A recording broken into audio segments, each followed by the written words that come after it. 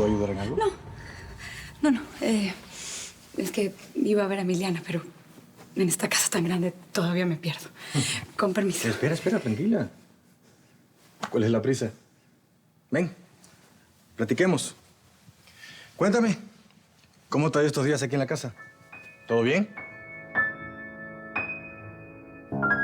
Así que el juececito es un pervertido y un sádico.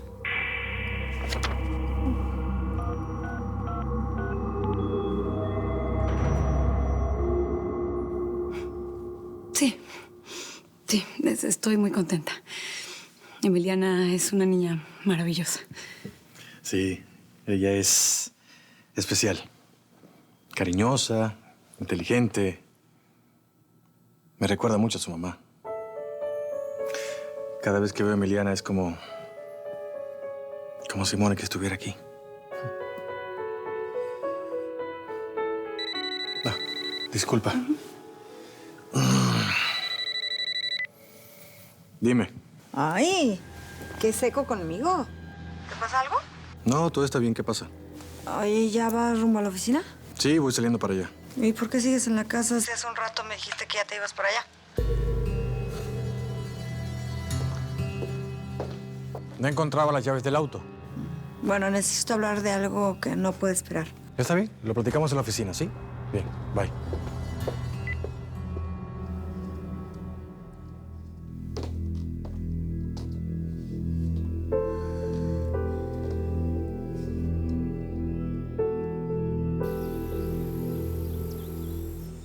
Doña Lupe, nada más quería pedirle un favor. ¿Y eso qué será? Por favor, no le cuente a nadie lo que le conté. Mi historia. Es que la verdad, no quisiera que me deporten justo ahora que estoy por encontrarla. Ah, no te preocupes por eso, muchacho. Yo sé que tú eres bueno. De lo contrario, ya te hubiese traído la policía. Tú tienes una mirada limpia. Y lo que te pasó no es porque seas una mala persona, sino porque el mundo es canijo. Gracias. Oye, hijo, nomás por curiosidad.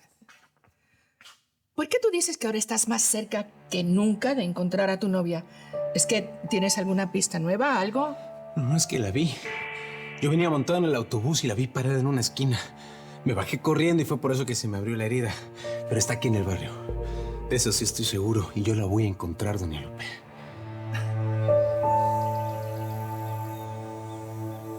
¿Y no será que todo esto es una ilusión? Que Ricardo haya alimentado desde que era niño. No, lo que nosotros sentimos es real, Marta. Mira, apenas llevamos unos días andando y la verdad se ha portado tan lindo conmigo que pues me ha ido ganando. Además está guapísimo. Pues eso sí, la verdad. Pero el que Ricardo sea solidario y comprensivo contigo no quiere decir que, no sé, a lo mejor está confundiendo tus sentimientos. Estás pasando por un momento muy difícil de tu vida, el más difícil. Pues yo sé, pero la verdad siento que cada día me estoy enamorando más. ¿Qué pasa, Marta? ¿Estás enojada? ¿Que acaso yo no te gusto para él? ¿Cómo crees, Cami? Claro que sí. Es solo que tú eres dueña de todo esto. Y mi hijo no tiene ni en qué caerse muerto. No, perdóname, pero eso no tiene nada que ver. Y bueno, si nos ponemos en esas, yo tampoco soy dueña de todo esto. Mi mamá se encargó de quitármelo. Así que pues estamos igual.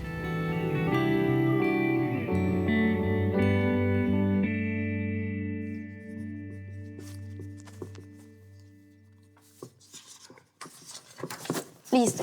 A ver. Este es el resultado. A ver. Sí, este es el resultado.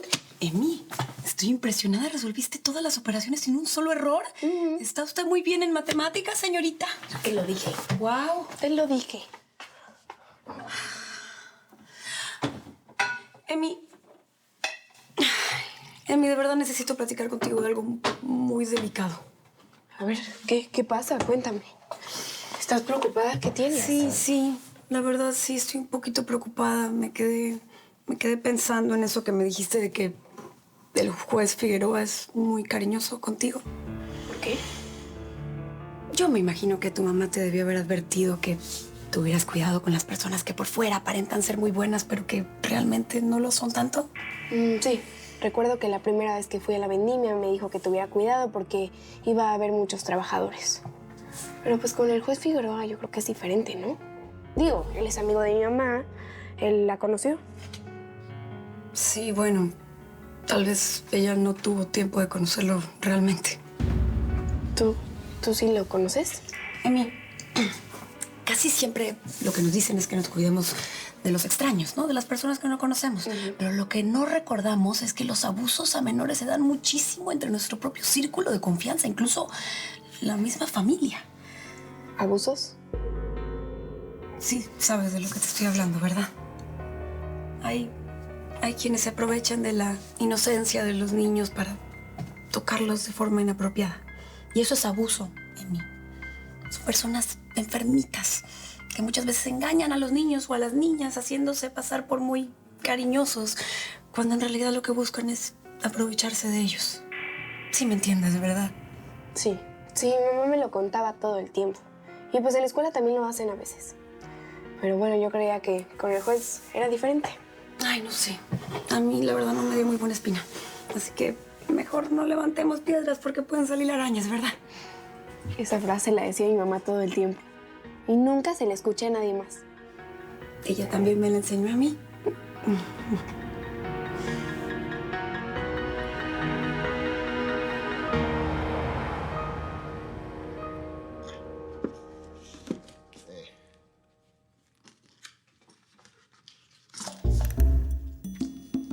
No manches, papá, aquí tienes un tesoro.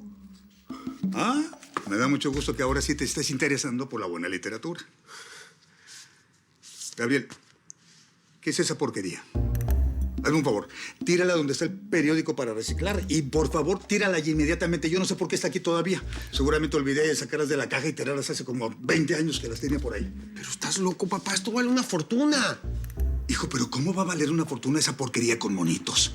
Para lo único que ha de valer es para envolver, no sé, platos, algo de vidrio. Papá, hay coleccionistas que están dispuestos a pagar entre $200 y $300 por cada pieza de estas. No, pues entonces sí estamos bien fregados. Gabriel, por favor, ¿cómo es posible que exista gente que esté dispuesta a pagar $200 o $300 por una porquería como esa, cuando no existe gente dispuesta a pagar $10 por un buen libro, por una buena literatura? Mira esta librería, caray. Estoy quebrado por lo mismo, porque no viene gente interesada en la buena literatura. Pues esto no es una porquería. Y no te haría mal educarte del tema. ¿A ti que te gusta el cine? Bueno, métete en internet. Vas a ver que muchas películas están basadas en estos libretos. Ajá. Papá, hay ferias internacionales todo el año en todo el país. Hasta aquí mismo en Los Ángeles hay una. Pero que no te das cuenta que esa ni siquiera es literatura, no es periodismo, no es nada, no son reportajes, no es... Bueno, no es nada que tú no quieras ver, pero vale dinero. Y eso es lo que necesitamos ahora. Ya vuelvo. Ya vas a ver. Ay, manita, todavía sigues con cara de pollo en el rastro. Sigues bien apanicada, ¿verdad? Ya me siento mucho mejor, Maite. Hoy me toca doble turno y ya me tengo que ir a chambear. ¿Estás segura que vas a estar bien si te quedas sola tanto tiempo? Sí, no te preocupes. Ay, pues claro que me preocupo. Ya sé cómo te pones. Pero tengo que chambear bien duro para pagar tu loquero. Pues, pero Mónica me dijo que lo iba a pagar, ¿no? Ay, vas a creer. Bueno, sí. Pero recién acaba de empezar a chambear y no sabemos cuánto va a cobrar. Y tampoco voy a dejar que ella pague sola. Gracias, Maite, de verdad. Con cuidado, ¿sí?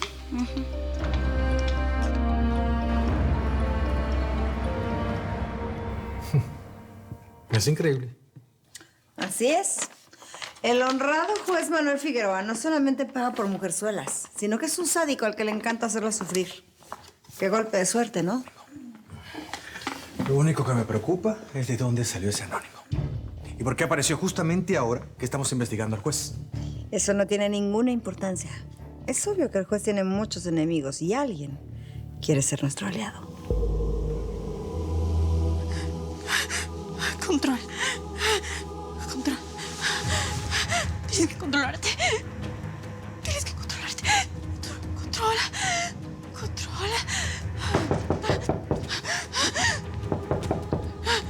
Valeria, teléfono. Ay, chamaca, parece que traes la nerviolera. Ahí te hablan. Voy al mercado. ¿Se te ofrece algo? No, doña Lupe, gracias.